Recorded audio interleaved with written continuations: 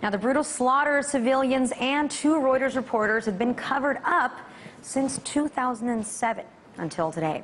The military's response to the questions of the attack were that the attack occurred after security forces came under fire from men accompanying the reporters, and that the rules of engagement were followed in returning that fire. Reuters filed a Freedom of Information Act request to see the video footage, but was denied. And now, thanks to Wikileaks, we know the military's account was indeed false. But what does Wikileaks expect to happen now? Well, earlier I caught up with the co-founder of Wikileaks, Julian Assange, to see what he had to say.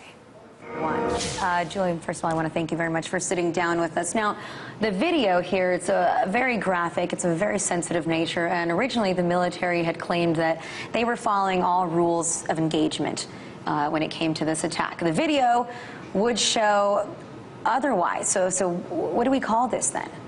We either call this an internal U.S. war crime or a war crime in the sense of the Geneva Conventions. Or we say that there seems to be a problem with the rules of engagement or the judicial bodies inside the U.S. military that are responsible for investigating and enforcing those rules.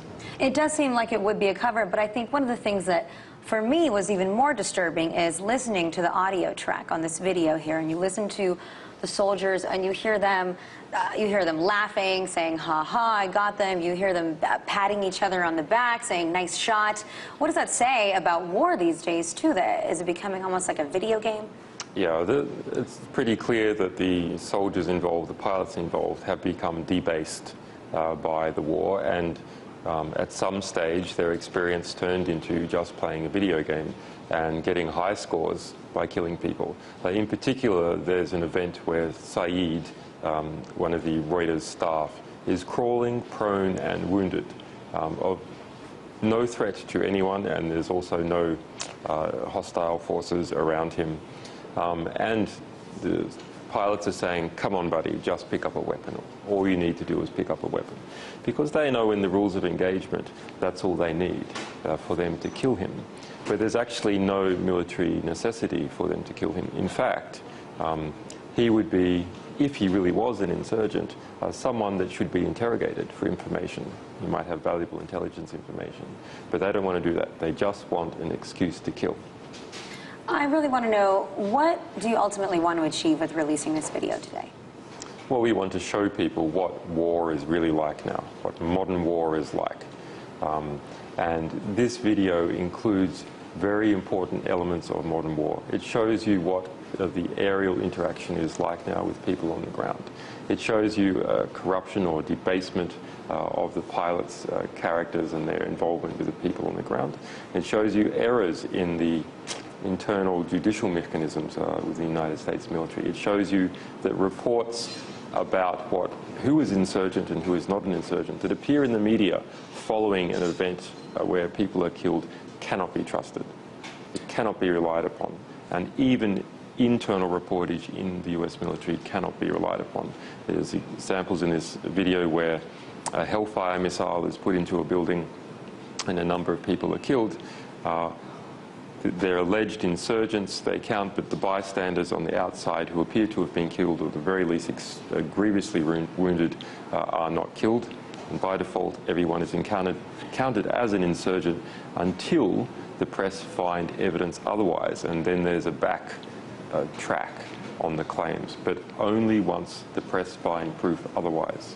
But ultimately, do you want somebody to be held accountable here, someone in the military perhaps, for whoever covered it up, for whoever fired those shots? Or do you also want this to be a sign that the Wikileaks is like a new watchdog, that now Wikileaks is the place where you can go, where you can find the stories that the normal press won't show other people? You won't just take the story that the military offers you, you would rather look for the real information yourself. That's right. We believe in releasing full source documents to the world, together with analysis to put them in contact and help people to understand them. Because the full source material is what helps keep journalism honest. That it's independently verifiable, it's independently checkable. Your assertions are checkable in the same way as a scientific paper is checkable if the full source material is released to the public.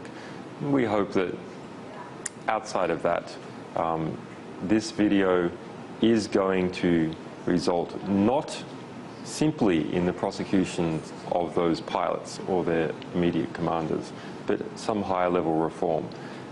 Every action that those pilots take to kill people, they clear with their commanders first. They ask for permission to attack, to engage, and they get permission to attack and engage. And subsequently, there was investigation stimulated by Reuters' demands, which found that all those actions were acceptable and fell into the rules of engagement, and there should be no prosecution. So the problem is not just a few stray pilots. This is a systemic problem at the company level and in the rules of engagement. But you have to assume that you will be attacked from many sides here, that you're going to have critics, that people are going to question the authenticity of this video. If the video was indeed encrypted, where did you get the technology to break it down, to unencrypt it? How do people know that really it is authentic? We have actually broken quite a few things before. We also broke the password to NATO's master narrative for Afghanistan, which was progress. The video itself, there are multiple ways to see that it is authentic. These include statements by Reuters, local witnesses. They include material presented by a journalist from the Washington Post that was embedded with the ground units that came in afterwards, other aspects of the public record, and internal coherency in the video itself. So there is, and I in fact don't believe that there will be any claims that the video is not authentic. So in that case, why did you decide to hang on to it for as long as you did? Because it isn't necessarily in the character of Wikileaks to advertise something before you just put it up there. And yet you were tweeting about it, saying if anything happens to us, you know why. It's April 5th video. You held a press conference at the National Press Club. Why in this case did you do that? We always spend time putting material into its context. Our commitment to our sources is not just to protect them, and we have never lost a source. It is not just to publish their material, it is to get the maximum political impact possible. That is our commitment. So some of that is needed in order to get the maximum impact for this. But we wanted to present something else. You know, this is an attack on one of our own. This is an attack on journalists trying to get the truth out. So I suppose we have felt an extra sort of camaraderie and a need to defend ourselves and our community by defending or exposing the attack on these journalists in Iraq.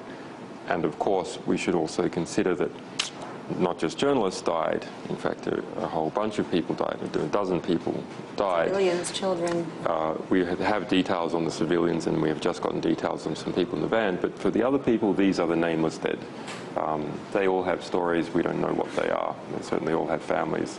And that is a long-term problem with war deaths that we don't really know what they are or who is involved.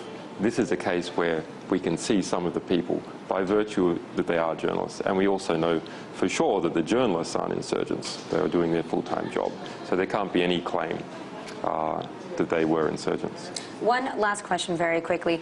Do you expect this to be on the evening news everywhere tonight? Do you expect the Pentagon to issue an official reaction or statement? They have not issued a statement yet when they have been questioned today. I do expect this will be on quite a few news channels. It is interesting that there hasn't been anything yet on US TV. However, NBC was at our press conference and did film it. So that will be quite interesting. I expect that TV channels all over the rest of the world will certainly play it. The particular angle that's taken in the US broadcast TV, we're not sure about. I'd be quite surprised if there wasn't something on the networks other than, say, Fox. But will they put a full segment on? I'm not sure. Maybe just particular parts. All right, Julian, I want to thank you very much for stopping by our studio and telling us more about this release of the video today. You're welcome.